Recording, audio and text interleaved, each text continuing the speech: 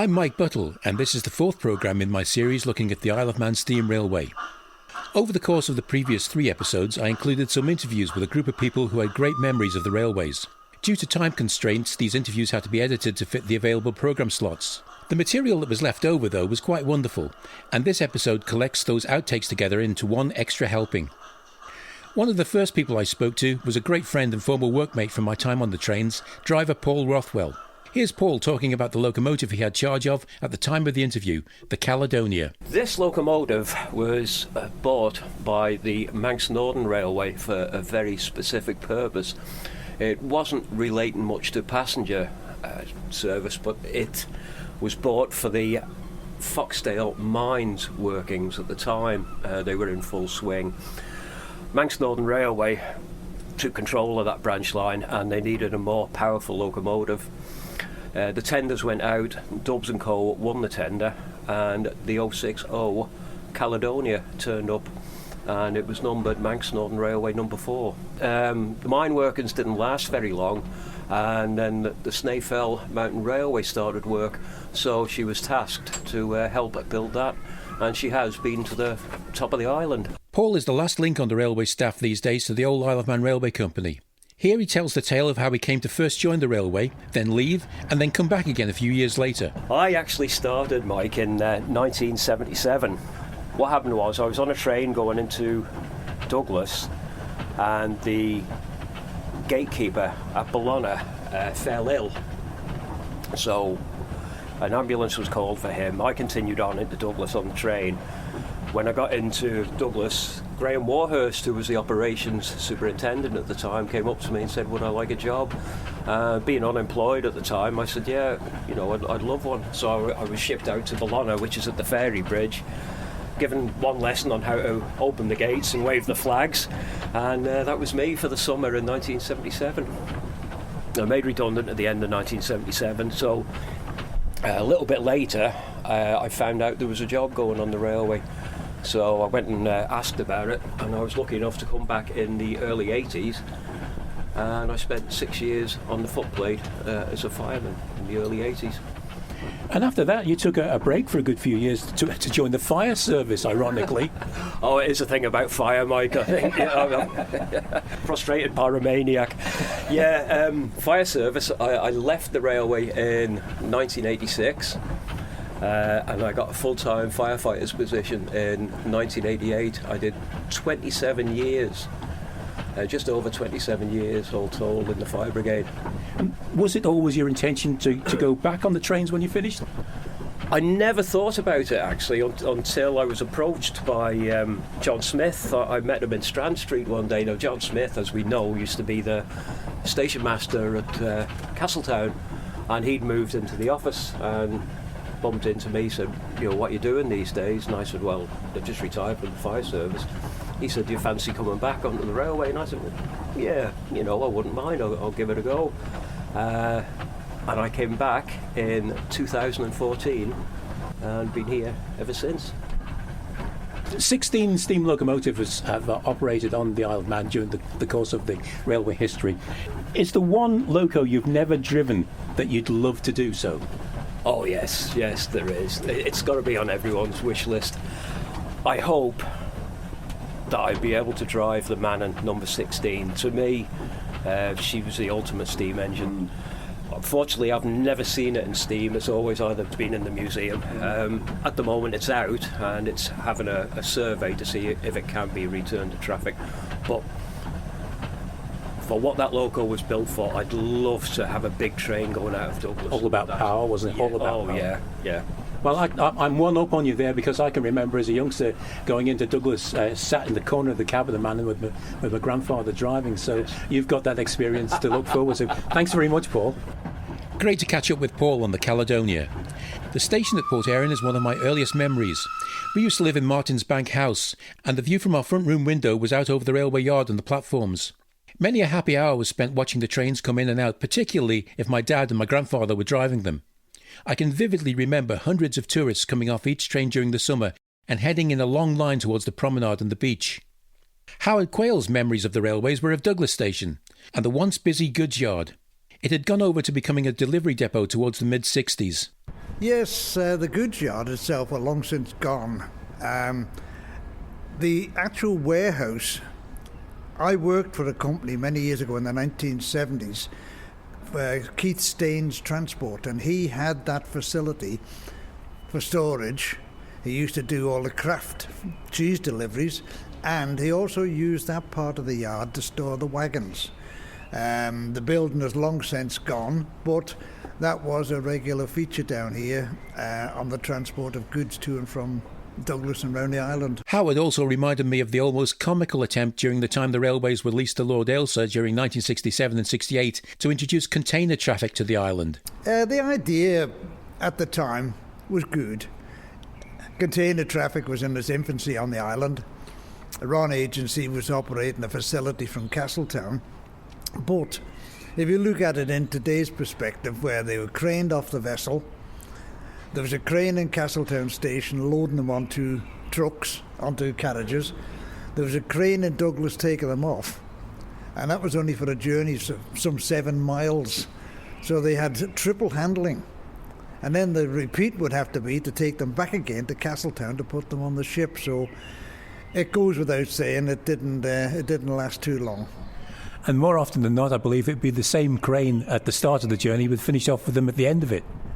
Probably did. That beat them into Douglas. I've seen the railways running and the steam trains pulling the carriages, etc., with the vans on, the round roof vans, but also 20-ton equivalent containers. And the containers had to be put into well wagons so that they could negotiate the tunnels and the bridges on the way down to Castletown. Fantastic. Days gone by, right enough. We also chatted about Glenwillan and the famous Sunday school picnics. I asked Howard if he went to the Glen by coach or train, and she had some memories of these grand days out. Coach. A lot did go by train, but we were always in the Douglas area. We would go by coach. The coaches would pull up outside the church, and we'd all jump on there and travel around the island and then go down to Glenwillan for our afternoon teas. And I don't know if it's the same for you as it was for us down south going up to Glenwillan on a Sunday school picnic, but there'd be streamers out the side of the coach on the way. That's exactly the same. The open windows and all streamers and bunting and everything hanging out the windows as we went along. Howard Quayle, reminiscing about Glenwillan. My next conversation was a real treat in the company of Ned Kenyick, a fantastic storyteller with some great yarns about the old days of the railways around the St John's area and the long-closed Foxdale line. Oh, I remember trains going to Foxdale. They steamed up, but they freewheeled all the way down. And them days, the train would stop, request stop, and they let me off. I do remember travelling on that. We used the railway line as a thoroughfare. That was the quickest way to get to Low Foxdale, was up the Foxdale line. There was a station master in Peel called Joe Mulcreast, and he lived on the corner of the Patrick Road. And he had a son called Cyril Mulcreast, and he went on to be, you probably know Cyril, he was station master in Union Mills, and everybody said what wonderful gardens he had along the track in Union Mills. Now, them people took a pride in their job. Ned Kenyick, remembering Cyril Mulcreast. Someone else who can recall the Union Mills station master is former MHK David Cretney. And then, latterly I've learnt about all Cyril had to do with Union Mills and how he was the last station master here. And he was a great man, and there have been so many characters around the railways as well. Another great character from the old railway days was the St John's station master George Crellin. George ran his empire almost single-handed by the mid-1960s and could often be seen pedalling his trusty bicycle at great speed in between the station office and the points box. Now others may refer to that building as the signal box, but to George Crellin, and therefore written into Isle of Man railway folklore, it was always the points box. No trace of it, or indeed almost anything else at the junction at St John's remains now. Here's Ned again talking about George Crellin and the water supply to the station, and then a little bit about the Railway Cup football competition. Stephen Lace told me they got told off once because they pulled into the railway station and went to fill up water from the tank that was in the station. And George came out and saw them. And Stephen said he was jumping up and down, that we should have filled up with the tank that was up on the Foxdale line.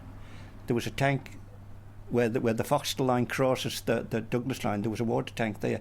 Now that water was fed 1.5 miles up the Foxtel line, and it came off Llewellyn. It came off my father's farm. They took the water off the farm, and they channeled that water all the way down and built a tank where the Foxtel line crossed the Peel Douglas line. And George Crellin was annoyed that they used the tank on the railway yard at St John's because they had to pay for that water, and the water they got off the Foxtel line was for nothing. Now then, there's just been a cup final played, football, the Railway Cup. Have you ever seen that cup? Mm-hmm. It's a huge cup, isn't it? Now that part of the condition that cup was prevented, that they played the cup final that could be accessed by the train. With living on a farm overlooking the Foxdale Valley, Ned has great memories of growing up in that area, including knowing exactly where the waterfall halt was on the old Foxdale line. That was like the end of our garden. When I was going to Sunday school in Lower Foxdale, the sports were held in the field behind the railway. The railway station was a wooden hut. It would hold 4 people maybe, but that was Waterfall Halt. A number of railway staff members have been killed by passing trains or shunting accidents. There have been other fatalities too through the years. Riding unofficially, taking a lift home from school by riding on an open wagon, one poor lad fell off. There was a fella killed. My father said there was one of his schoolmates was killed. The trains that were leaving Foxdale with a load of ore going into Peel, they weren't steaming. It was all downhill, so they just knocked the brake off and freewheeled down to St John's. And the school was very often being emptied when this train was leaving for Peel, and some of those that were living further down were jumping on the carriages and jumping off. It wasn't travelling very fast, obviously, but one of these lads got his foot caught in the contraption on the back of the carriage, and he was dragged all the way to St John's and killed. One of the interviews I was particularly looking forward to doing for this series was with Jeff Kelly. I asked Jeff if it was always his intention to work on the trains. Yes and no. I wanted to work on the trains, but they went and closed it, didn't they? So I had to wait, and I was working at Ballacrane Farm for a couple of years before deciding to go and apply for a job at Max Recall, who was a manager of the Victorian Steam Railway at that time. Did you ever get out on the footplate on the Peel and Ramsey lines at all? Yes. There was a special train. It was the day that Port Erin line opened right through to Port Erin. I think it was 3rd of June or something like that, 68. And there was a special train with the saloons and number 8. And George Callan arranged for me to have a footplate trip on that engine with Huey and Percy. And where was that going? Ramsey. OK. It didn't come back though, so I had to find my own way back. Jeff ended up being senior driver on the railway. To be a driver, you must complete a few years as a fireman. I asked Jeff how long it took to make the leap up the ladder. I suppose it'd be about 3 years, between 3 and 4 years. But then I had a year's season firing with Ernie Evans, who was a retired British Rail locomotive inspector from Crewe, and he taught me an awful lot about the engines and that. He's very good. Jeff Kelly also had some fantastic memories of past railwaymen, some of the real characters from a time when rail travel was all over the island. Tom Convig and Eric Kelly, there were 2 fitters. Eddie Quiggin, there was the blacksmith. And then there was the Donald Shaw, who was the locomotive superintendent at that time. He was a very fair man. I got on well with him, some didn't. What about some of the old drivers? Well, there was Huey and Percy, Huey Duff, Percy Kane. They were the Ramsey men, and they usually stuck together. But I had a season with Percy on number 11, and that was an education. It really was. He started telling a story, and he was so very quietly spoken that you were bending down to listen to him. But while he was telling the story, the train would be getting slower and slower. And it was only when the story finished I said, "Move on a bit, Percy," and he would just stick the regulator over a bit more to get going. And you were on the locomotive for the last Royal train in 1972. Can you remember which engine it was, and do you remember anything about the preparations for the actual day? 72 would be when the Queen travelled. Yes, I thought it was. The train was made up of F-45, F-35, F-36 and F-46.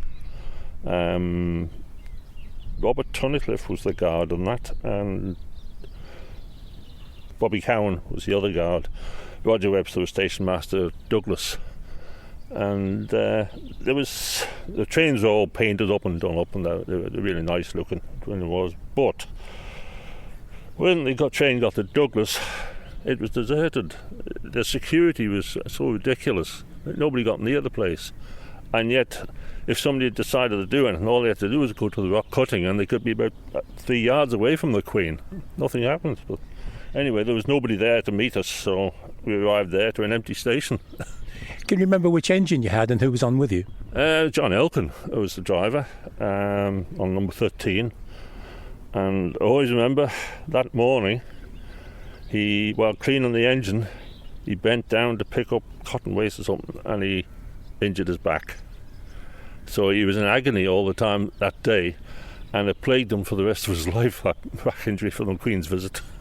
The Royal Visit in 1972. The steam railway now is just really associated with tourism, with images of highly polished locomotives and shining copper and brass in the glorious Manx summer sunshine. But let's not forget that until the mid-1960s it operated all year round, and sometimes bleak weather and snow could be encountered.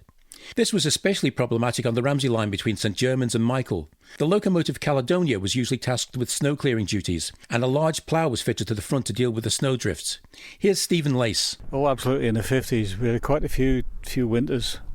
And there's just south of St Germans, there's the Lurgidu Farm bridges. There's two of them and quite a deep cutting in between. Used to fill the top. It's like it wasn't there. And the boys come out, they have the Cali, and they dig a little bit of a trench across the snow to sort of move. And the Cali would go for it, but it didn't charge the drifts, because A.J. Kane used to drive it.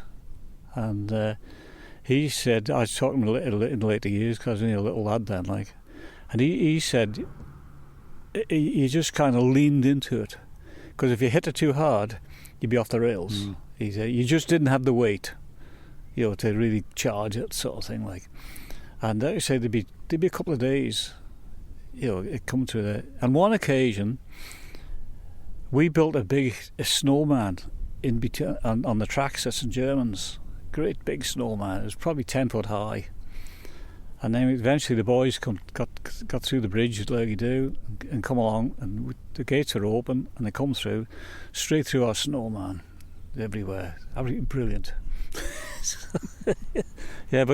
Quite a few occasions. It was quite bad out here at that time, But it was a wonderful sight. Clearing the snow. And the snowmen, as it happens, with the locomotive Caledonia. There would be sections of the railways both open and closed where bad weather would necessitate some makeshift protection being put in place for the driver and fireman. The crews could be quite inventive as to what they would use. I asked Stephen to remind me about what might be in place. Oh, just the dodges. This I keep saying to these boys, you got the dodges tied the roof now. You wouldn't have had them tied the roof out here, believe me. So just for the benefit of people who don't know what the dodges are, just explain what exactly they are. It was a bit of canvas on the side of the cab, which you could tie down. We also had what they call a dodger as well, and that was separate. We kind of attached that to the top of the cab, so the first dodgers just covered half the cab entrance, but the big dodger, you could drop it right down, top to bottom. We also had a wooden door you could put in between the handrails as well. But out here you needed it. You really did need it. It's bleak at times. Wind coming straight in off the Irish Sea. Oh, absolutely. Absolutely. No end to it. Battling snow and wind on the footplate. At its peak, the steam railway had over 45 miles of 3-foot gauge track to maintain. Some places were reasonably accessible to the track workers, but others were not. Here's former railwayman Ian Watson. Well, funnily enough, when I joined in 1970, we were using an ex-fire brigade support wagon, and it was a covered wagon, including the bell, and we used to sit in the back of this wagon, get brought to wherever we were working, complete with tools and sleepers and fence posts, whatever we were using, and we'd be in the back of this wagon with all this equipment. Hate to think about it these days, but that's how we did it. Then when we got to the jobs, the nearest point that we could get to the jobs, it was either by our good neighbours farmers or alongside the road that we could offload onto what was a flat-topped wooden bogie. And that was how we transported a lot of the equipment there, or rails even, anything that needed bringing to the job, even lunch bags. But that was our method of getting to the job. The picture painted by Ian Watson of the track repair gangs turning up on site in an old ex-fire brigade wagon, complete with bell, brings a smile. But the work was hard and carried out in all weathers, fine or foul. The track gangs were organised into sections to cover the 3 operating lines. I can remember back to when my father was still working on it, because he worked there from the early 60s, that they had 3-mile sections, or lengths as they called them. And at one time it was a 1 man per mile, but as time went on and finances, were a lot harder, it came down to 2 men per 3 mile, and that went on until I actually left in 1975 when the railway was only running from Castletown to Port Erin, because I just had a young family. I had to keep the money coming in. So, the sections there was 15 sections altogether, starting in Douglas, 1 to 4 Peel line, 1 to 9, which is 5 to 9 really, but part of the Douglas section was in section 1, and then 10 to 14 was the Ramsey line. I've got to try and keep remembering where they all were. But so they were all sectionalised, and those men were dedicated to that particular length that they were on. Doug Kenyuk worked on the North Line for a time on the railway delivery lorry. I spent one summer delivering parcels around Michael Village because lots of stuff was moved around by the train in those days. In fact, the train line was originally set up as a means of transporting produce from the farmers into the towns. But I would be delivering things like cases of strawberry jam from Rushen Abbey, and would take them to the local shops in Michael. Items for a longer distance would be picked up by the lorries from Glenwillan, with Bill Kegg in charge. And of course Glenwillan was owned by the railway, so they used to participate in the delivery of stuff from the station to other places. From delivering parcels, Doug was eventually to become the owner of the old station building at Sulby Glen. It was only a small station with just a single line and a siding, but during the Second World War it had the busiest ticket office outside of Douglas. It was, and it's got a very long platform. I think they used to get about 9 or 10 carriages on it, I think. And it was very fortuitous because it was built in 1910, long before the opening of Derby Airfield. And when Derby Airfield was up and running, it was the airmen used to take the train into Douglas, and it was really busy, people coming and going all the time. And along with then the visitors who came and used it, there'd be loads of people using this station, hundreds. Doug's father, Louis, worked as a ganger on the Ramsey line. Part of the job involved cutting the grass verges each side of the line.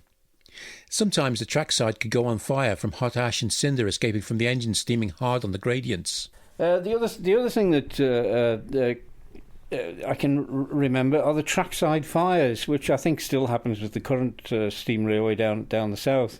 But the trackside fires were quite common in the back end, particularly corn fires and barley and God knows what would go up. Usually between Glenmore and Devil's Elbow, because you're going uphill there, and they would be stoking up and there'd be lots of sparks coming out. And it was quite fortuitous because my father was in the fire service, so he didn't even have to go home, and he could just join them and get his money that way. It was a real pleasure talking to Doug and hearing memories of his father. Another story was concerning the tipping of loco ash and clinker at Gobberdagan. And one other thing that I remember, although I never actually witnessed it, it's what he used to call the donkey's back over at Linnig. And they used to bring out all the clinker that was accumulated during the year from the engines. They'd bring it out and then bolster up the line because it kept slipping down. And I think I was talking to the lads doing the line the other day who do the repairs. It's about 6 foot lower now. It's really dropped. So that was an annual maintenance that needed doing. I walk on the old Ramsey line a couple of times a year and can confirm that the old track bed is now a lot lower than it was when it had rails and sleepers on it. One day the bank will just slip into the sea. At Ballaquine Bridge, Louis Kenyig would sometimes find choughs nesting. Every year there used to be choughs nests in what he called County Bridge over at Ballaquine on the Peel Road. Now, of course, it's just a tunnel, so they can't get in there, but there used to be choughs there every year, which was really interesting. Choughs at Ballaquine. Appropriate, really. My interest in the Isle of Man steam railway has lasted a lifetime now, but I guess it was brought about by a long-standing family connection, a connection that went back over 120 years. During the 1970s to the late 1980s, I was proud to be a fourth-generation Manx railwayman, and even after leaving the railway in 1989, I followed events on it with more than just a passing interest. During the railway centenary year in 1973, my grandfather travelled as guest of the company on the celebratory train. Manx Radio was on hand to record the event then, and caught him speaking about his past and how it all started at the Culbane Gatehouse, where as a youngster he used to sit on the gates to watch the trains go by. "One day I'll drive one of those engines," he'd say. And he did, retiring as senior driver at the grand old age of 68. What a legend. Here's that Manx Radio recording. I come first to be a driver in 1927. And can you tell us a little about what's involved in learning to drive an engine? Well, the main thing is to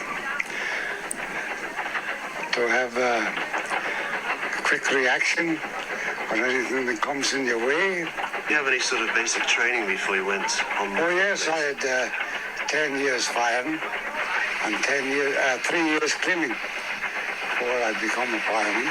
My father was a freight there before me, and we were there in the Culbane Gatehouse in Sulby, and that brought me to the railway. I was 52 years altogether, with broken time after my retirement. I'd done 2 summers. Yeah. And did the locomotives change much over the years? Were they modified or anything like that? Yes, they were modified. Some engines had new boilers and bigger tanks put on them, and they're much better than the smaller ones. Well, in closing, I believe there's an amusing story to do with Buttell's ducks. Can you tell us a little about this? Yes. Every time I come into Port Eden, I was keeping ducks down in that little park here.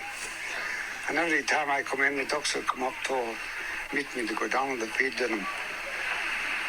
And many people admired my ducks. And there was many photographs taken of them. What about the painting? Oh, Mr. Hoggett, he painted a picture of the ducks, and I believe there is still one in London. Did you have the ducks trained to do this, or what? No, they got that used to me going down that they were coming to meet me in the finish. I hope you've enjoyed this series. It's been somewhat of a labour of love, and I hope that at least some of that love has shone through. Here's to the Isle of Man Steam Railway, and thanks for listening.